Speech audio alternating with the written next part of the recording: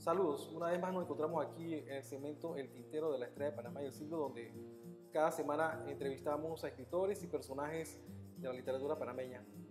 En esta ocasión tenemos al caballero Modesto Rangel Miranda. Bienvenido, Modesto. Gracias. Modesto es un periodista, eh, tiene familia chiricana y acaba de imprimir un trabajo, me parece interesante, sobre la fundación de Boquete.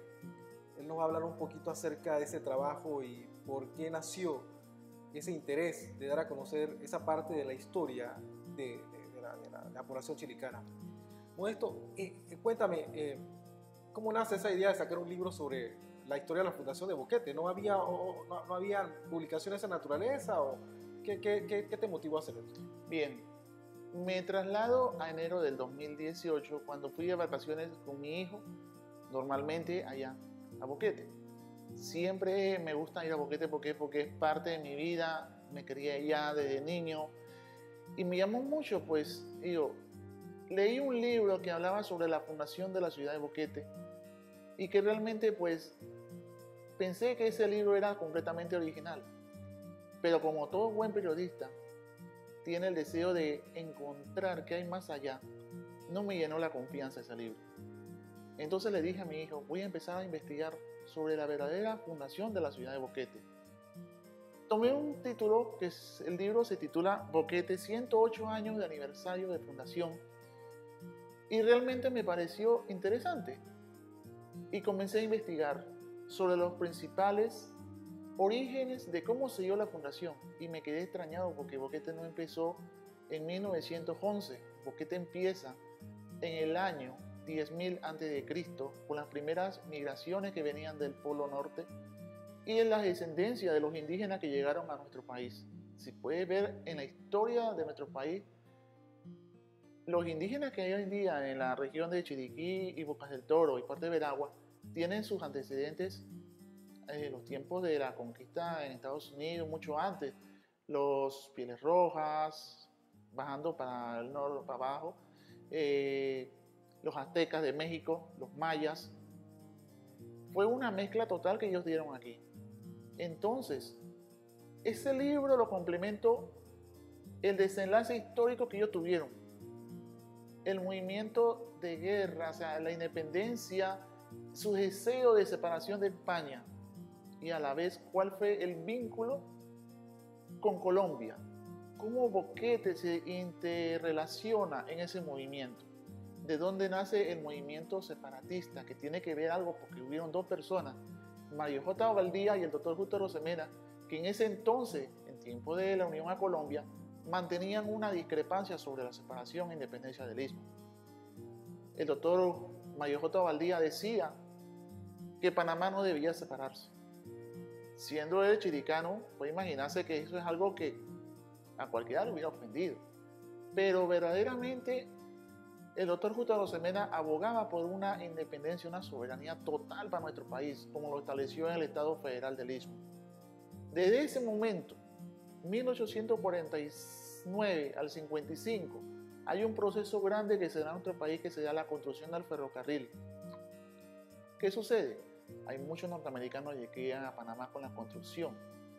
Se interesan porque escucharon un lugar que era fresco y agradable al oeste de la provincia de Panamá, Chiriquí, y decían que había mucho oro.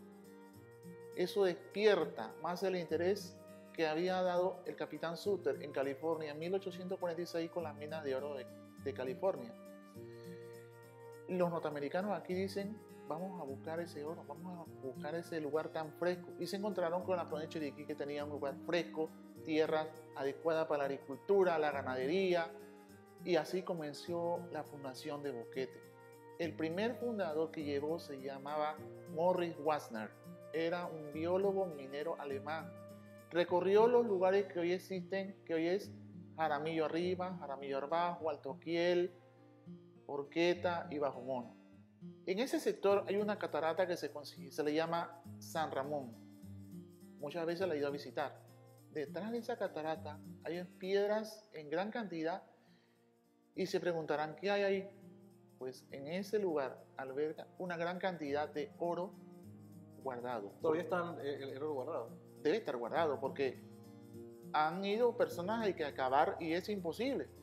La pregunta es, ¿cuánto habrá ahí? Si regresamos para nuevamente atrás la historia, cuando estaba la corona española en los tiempos de la conquista y aquí de Hispanoamérica, se puede ver, por ejemplo, el desenlace que había entre los indígenas panameños que tenían que ver con el deseo de que no querían ningún colonizador español. Urracá era uno de los más temibles y es símbolo de nuestra lealtad, de nuestra soberanía. ¿Qué pasa? Viene el mejor capitán de la Armada Española, que era Gaspar de Espinosa. Él viene con el apoyo de la corona española. La corona española le ordena que vaya a conquistar esas tierras. Lo que hoy en día es Guabalá, San Félix, Remedios, ahí existe un frente de combate bien bravo. 500,000 de hombres españoles bien forjados con la mejor infantería y se enfrentan a Urracá, apoyado también con los mejores caciques de Boca del Toro, Veraguas y Chiriquí. De 500,000 de soldados españoles solamente regresaron a la ciudad de Panamá 10 hombres malheridos. Urracá era el mejor cacique. ¿Qué sucede? En ese momento la noticia se sigue ampliando y sigue dándose a conocer Panamá y pasan los siglos y llega a 1849. Este biólogo alemán recorre esa área, los norteamericanos construyen el ferrocarril y pasa el tiempo. De ahí comenzaron a llegar muchas personas, alemanes, ingleses, franceses, de todas las familias que hoy en día hay en Boquete. Ahora, ¿cómo usted hizo para poder recopilar toda esa información? ¿Habló con los residentes? ¿Buscó documentos? ¿Cómo hizo? Recopilé con varias personas sobre cómo se dieron los orígenes, sus antepasados, fotos, datos escritos que verdaderamente si uno los toca con la mano, pues se dañan. Es por imagínense, sí, imagínense una documentación, tenían periódicos de 1890, cuando los fui a tocar se podían dañar. Es más, fui a la Biblioteca Pública de Boquete, me ayudaron bastante, encontré fotos que eran de 1895, cuando llegaron los norteamericanos que establecieron que era la Panama United Fruit Company, que era lo que hoy en día es Chiquita, de la bananera.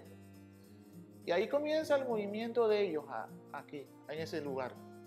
Qué casualidad que adentrándose en la historia nuestra, la relación panameño-estadounidense, muchos piensan que empezó aquí, sí, pero se dio también allá en Chiriquí. En Chiriquí hay una reacción contra los mismos norteamericanos en contra negativa. 1918, 1920, no querían a los norteamericanos. ¿Por qué? Porque se veían problemas de enfermedades, sistema mal de justicia y respeto a las personas. Eso hace que los mismos pobladores envíen una carta al doctor Porras, 1920, para que ordene entonces la salida de norteamericanos de Panamá. Pero, vamos otra vez a la historia, remembrándose los datos históricos del Tratado Jaibuno-Varila, establecían que si había algún problema, ellos podían intervenir. Tanto fue la lucha que en 1920 los norteamericanos salieron de Chiriquí, pero incide en 1921 con la guerra de Coto, donde amenazaron al presidente Porras.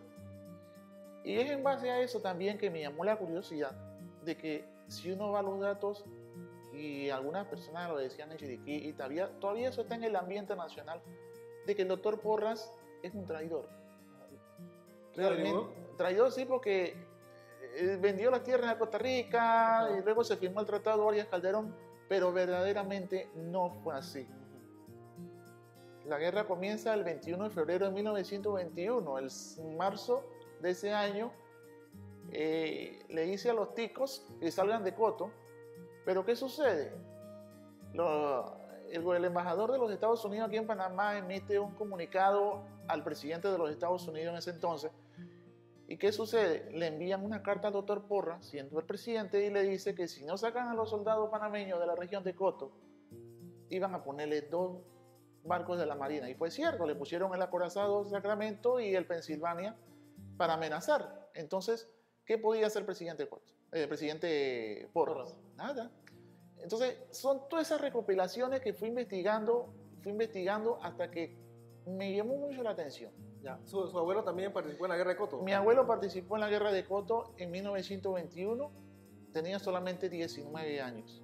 Batallón Chiriquí, salió de Boquete los primeros voluntarios, ellos se organizaron después en la ciudad de David, pero era tremendo, o sea, digo, me siento contento porque realmente mi abuelo estuvo en el frente de combate, luchó, como se dice, por esa patria, esa libertad de nuestro país, de que una nación libre, soberana. Okay. Esa historia de la fundación de Boquete, ya todo lo que usted me está hablando, que me parece magnífico esa historia, es desconocido por muchas generaciones. Sí, es muy desconocida porque realmente, si podemos ver algo, el panameño no le gusta leer. Y cuando hablamos de la historia de Boquete, la provincia de Chiriquí, está ligado a los movimientos nacionalistas de Panamá.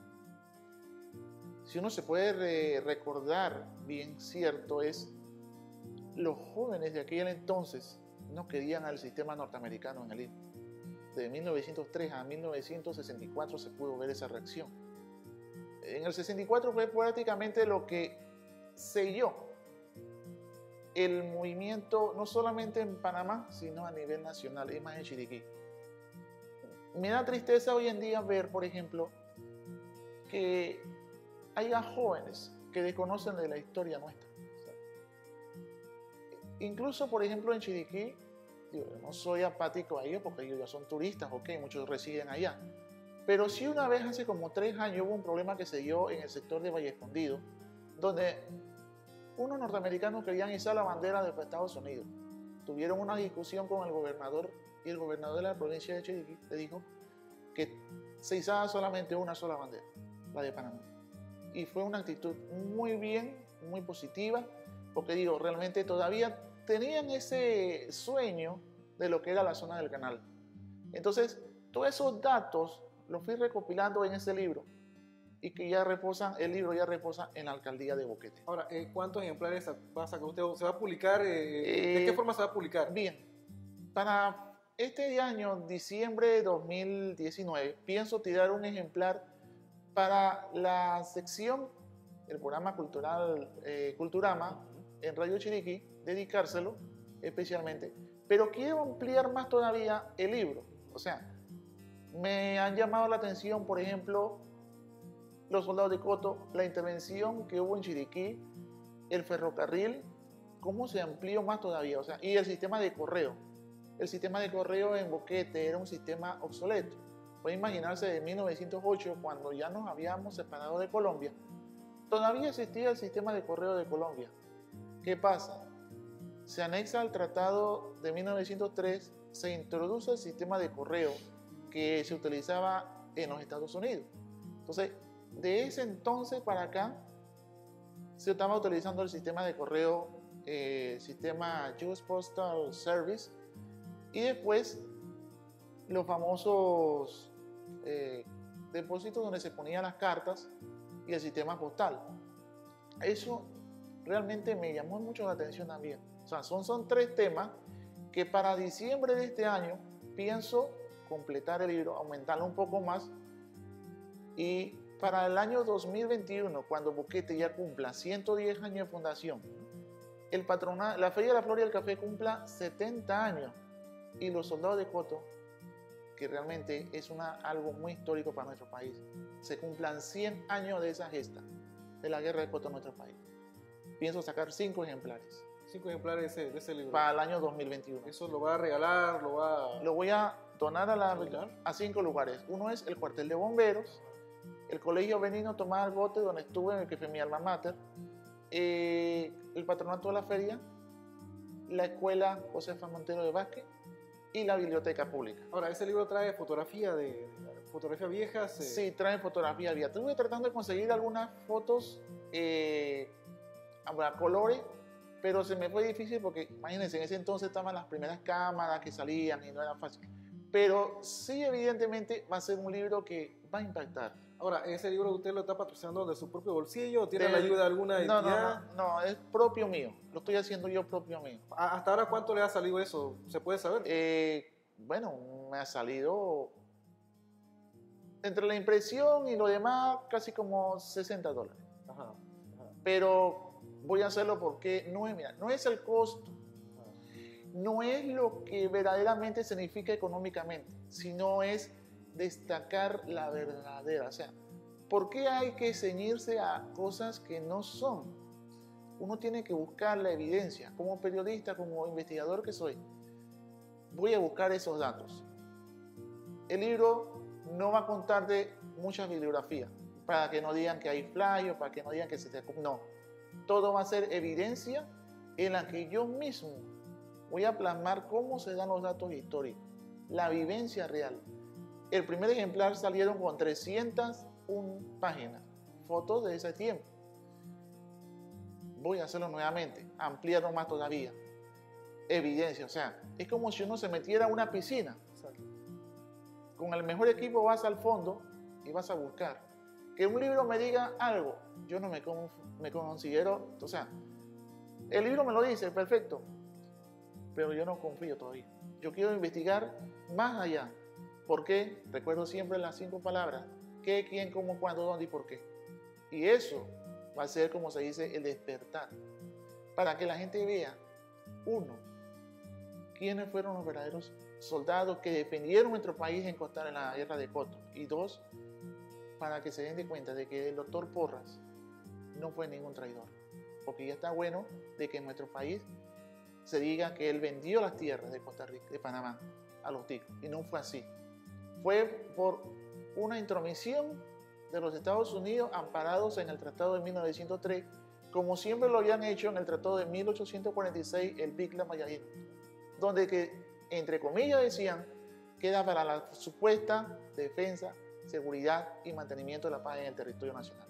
Bueno, te agradezco, la verdad, que haber venido a este segmento, y tenemos para hablar sobre este aspecto de la Fundación Histórica, pero como el tiempo a veces es bastante corto. Correcto, en la comunicación, y ya lo que nos has dicho, ya con eso ya nos ha despertado el interés de leer este libro, y ojalá que el público también, cuando salga el libro, pues pueda tener acceso a conocer un poquito más acerca de la Fundación de Boquete. Bueno, muchas gracias por estar aquí en El Tintero, y bueno, lo esperamos para la próxima, para otra entrevista con otro escritor.